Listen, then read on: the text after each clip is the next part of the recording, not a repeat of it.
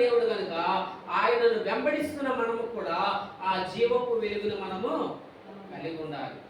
అంటే మనం వెలుగులో నడవాలి, చీకటిలో నడవకూడదు కదండి. చీకటిలో అంటే లోకములో, పాపములో మనం నడవడానికి వీలు లేదు. పాపపు క్రియలు మనం చేయడానికి మనకి అనుమతి లేదు కదండి. వెలుగు అంటే చూడండి, వెలుగు దేనికి సూచన అంటే స్వచ్ఛతకు సూచన. వెలుగు దేనికి సూచన అండి? స్వచ్ఛత. ఇప్పుడు చూడండి, బయటికి మనం చూసినప్పుడు ఎంత చక్కగా ఈ వెలుగు ప్రకాశిస్తుందో చూడండి. అలాగే మన జీవితాలు కూడా వెలుగుతూ ఉండాలి, ప్రకాశిస్తూ ఉండాలి.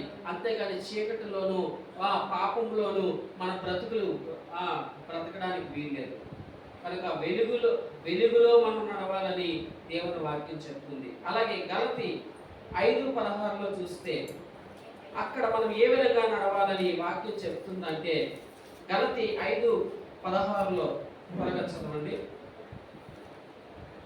గలతీ 5:16 నేను చెప్పినది ఏమనగా ఆత్మానుసారంగా నడుచుకొనుడి, అప్పుడు మీరు శరీరేచ్ఛలను నెరవేర్చలు. చాలండి.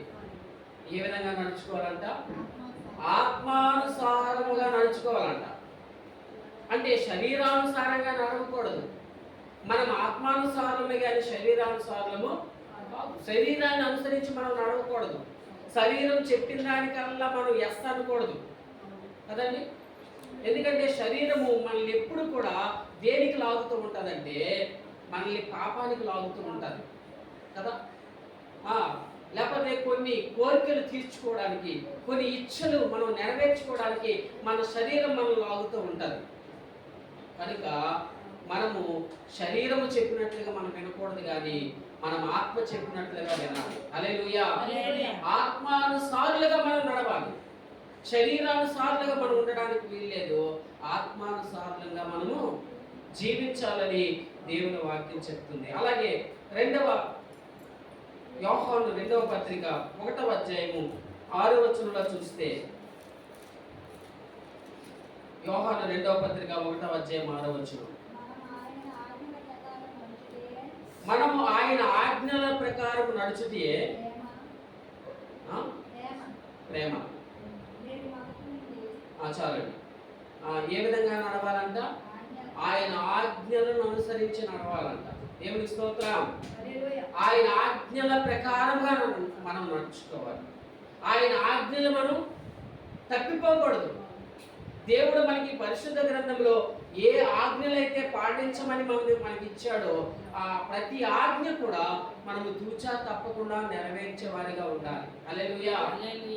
ఒక్క ఆజ్ఞ విషయంలో మనం తప్పిపోతే మిగతా ఆజ్ఞలన్నిటిలో కూడా మనం తప్పిపోయినట్లే. కనుక ఒక్క ఆజ్ఞ విషయంలో కూడా మనం తప్పిపోకుండా ప్రతి ఆజ్ఞ కూడా మనం పాటించే వారిగా ఉండాలి. హల్లెలూయా.